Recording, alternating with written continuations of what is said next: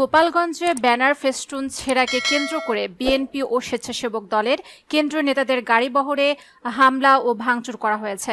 এ সময় কেন্দ্র স্বেচ্ছাসেবক দলের সভাপতি এস.এম. জিলানী ও সময় টিভির ক্যামেরা পার্সন এইচ.এম. মানিক সহ অন্তত ৩০ জন আহত হয়েছেন।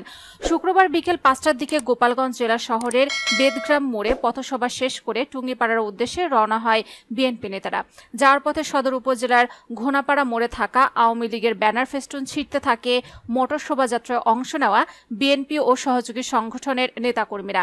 এ নিয়ে পথসভায় অংশ নেওয়া বিএনপি নেতাকর্মীরা স্থানীয় জনগণের সঙ্গে বিবাদে জড়িয়ে পড়ে। এক পর্যায়ে উভয় গ্রুপের মধ্যে ধাওয়া পাল্টা ধাওয়া ও সংঘর্ষ হয়। এ সময় বেশ কয়েকটি গাড়ি ও দোকানপাট ভাঙচুর করা হয়েছে। আহত কেন্দ্র স্বেচ্ছাসেবক দলের সভাপতি এস.এম. জিলানী, তার স্ত্রী ও গোপালগঞ্জ জেলা মহিলা দলের সভাপতি রওশন আরা রত্নাকে উন্নত চিকিৎসার জন্য ঢাকায় পাঠানো হয়েছে। এছাড়া আহতদের মধ্যে ১৬ জনকে গোপালগঞ্জ ২৫০ শয্যা বিশিষ্ট জেনারেল হাসপাতালে ও টুঙ্গিপাড়া উপজেলা হাসপাতালে ৩ জনকে ভর্তি করা হয়েছে। বাকিদের বিভিন্ন ক্লিনিকে চিকিৎসা দেওয়া হয়েছে। গোপালগঞ্জ সদর থানার ভারপ্রাপ্ত কর্মকর্তা মোহাম্মদ আনিসুর রহমান ঘটনার সত্যতা নিশ্চিত করে বলেন, পরিস্থিতি বর্তমানে শান্ত রয়েছে।